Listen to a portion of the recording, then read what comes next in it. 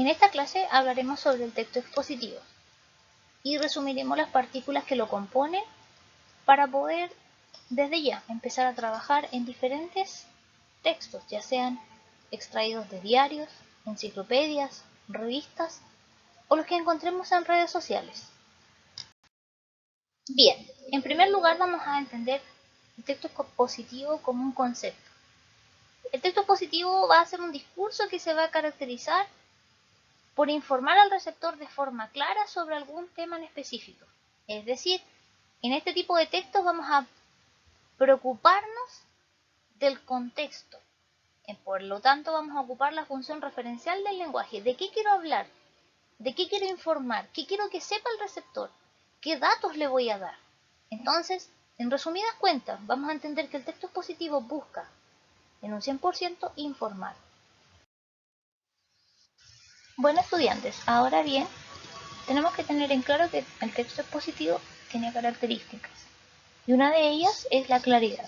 Es decir, absolutamente todo lo que yo vaya a exponer respecto a la información que yo quiero que el receptor reciba, tiene que ser clara ante todo. No puedo tener ambigüedades, porque eso hace que se pierda el objetivo central del texto expositivo, que es informar.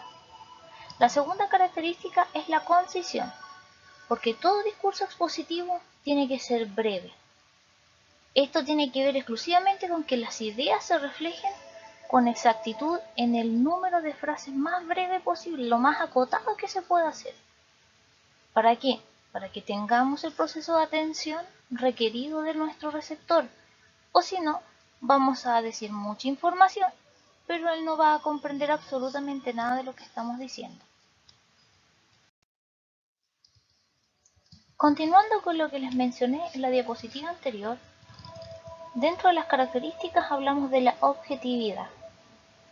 Un texto expositivo tiene que ser lo más objetivo posible y no reflejar opiniones, porque la finalidad es informar un hecho, una situación, para culturizar al receptor, para que éste adopte una actitud o para que se instruya respecto a algo, no para que sea igual a mí, sino para que éste pueda comprender el mundo.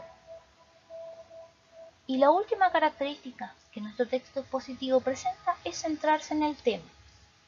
Un texto expositivo tiene que atenerse al tema en todo momento y no irse por las ramas.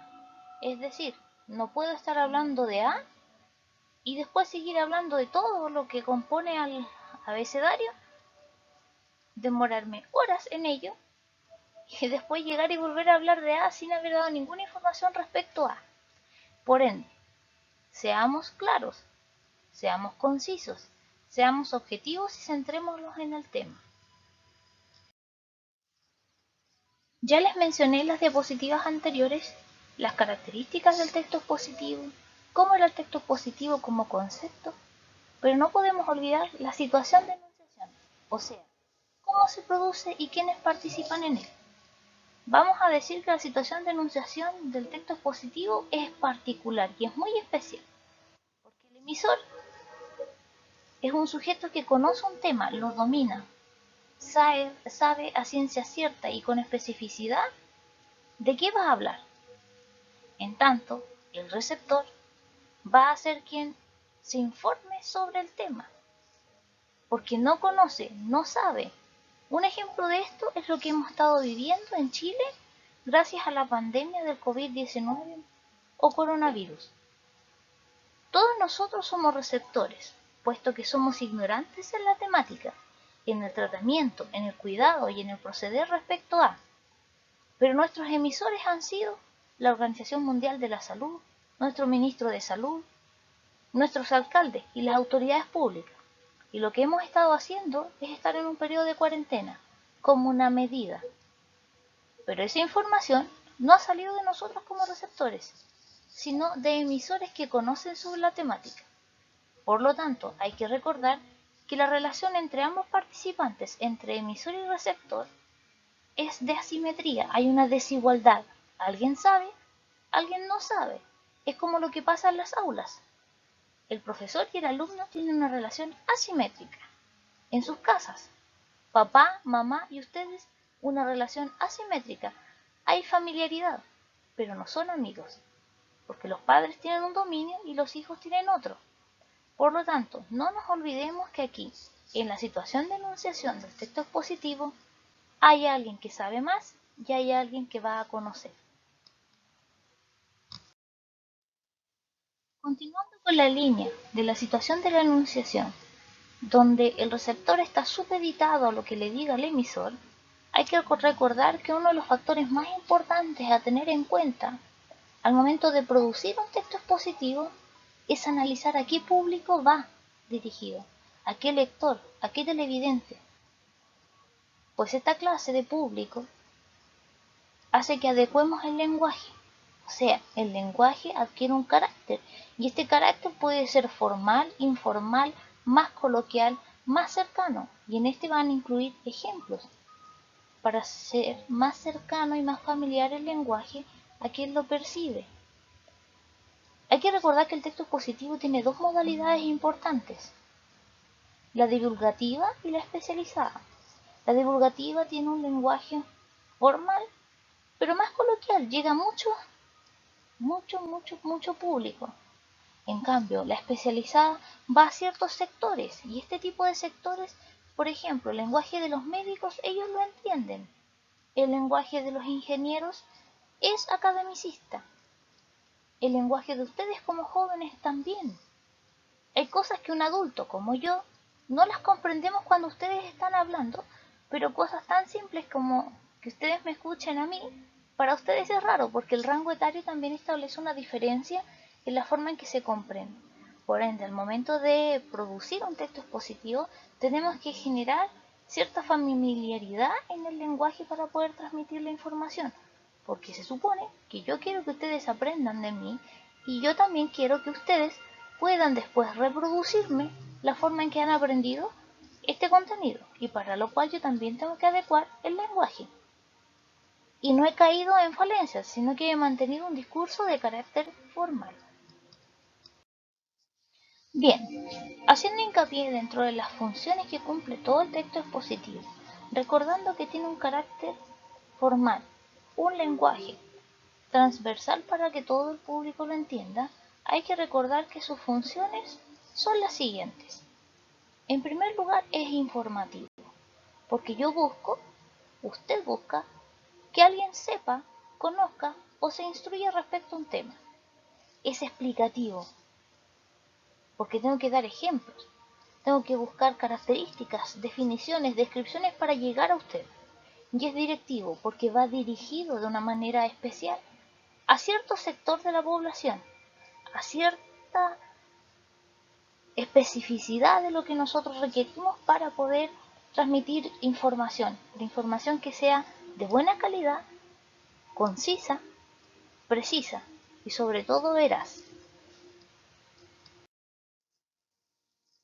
Muy bien, ahora ahondando un poquito más, entrañando un poquito el contenido del texto expositivo, ahora vamos a ver los tipos de discurso o modos discursivos que éste posee dentro de sí mismo. Vamos a llamarle a estas modalizaciones discursivas, porque estas son formas que adopta el enunciado, o sea, lo que yo quiero decir, en relación a la manifestación de la subjetividad de quien lo emite. En otras palabras, que expresa una particular actitud del hablante frente a lo que se está diciendo.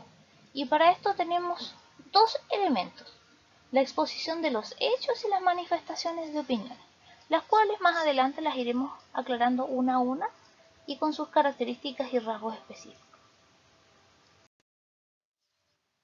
Bien, las modalizaciones discursivas se dividían en dos tipos: la exposición de hechos, como por ejemplo, hubo un asalto a las 2 de la tarde y llegó la policía alrededor de las 2:10. Eso es un hecho. Ahora bien, una manifestación de opinión es: yo vi cuando llegó la policía, pero no sé si llegaron a las 2:10, puede ser que hayan llegado más tarde. Involucra elementos personales y a veces lo podemos confundir con lo que se ve en el texto narrativo, que es la visión del narrador testigo. Desde un punto de vista teórico, la exposición de los hechos va a ser cuando la afirmación que realicemos sea objetiva y solamente presentemos o demos a conocer un hecho o una situación con las características de lo que ocurrió o las características del fenómeno que está sucediendo. Ejemplo, víctimas fatales tras el terremoto en Italia se elevan a más de 50. En Chile hoy se informa que a las 12:30 del día fallece la primera víctima por coronavirus. Esos son hechos comprobables y verificables. Finalmente, la manifestación de opinión es cuando nuestras afirmaciones son expresiones de nuestra subjetividad y con ellas estamos dando a conocer nuestro punto de vista o nuestros sentimientos, cosa que si estamos frente a un auditorio a la gente no le importa, quiere saber el hecho, el dato, cómo fue que llegamos a. Ejemplo, cuando en la noche veo, me acuerdo de Chaplin y siento que todos me escuchan pero como que no me entienden. O otro ejemplo muy cotidiano del hogar es cuando eh, un papá le dice, la mamá, yo no le voy a dar permiso a nuestro hijo para que salga a jugar hoy día al parque porque no se portó bien. Y después va el hijo y el hijo transmite la información, pero le dice, mamá, mi papá sí me dio permiso. Entonces cuando ocurre eso, tenemos opiniones detrás. Y estas afirmaciones son subjetivas, porque tratan de cambiar la realidad inicial que se ha manifestado.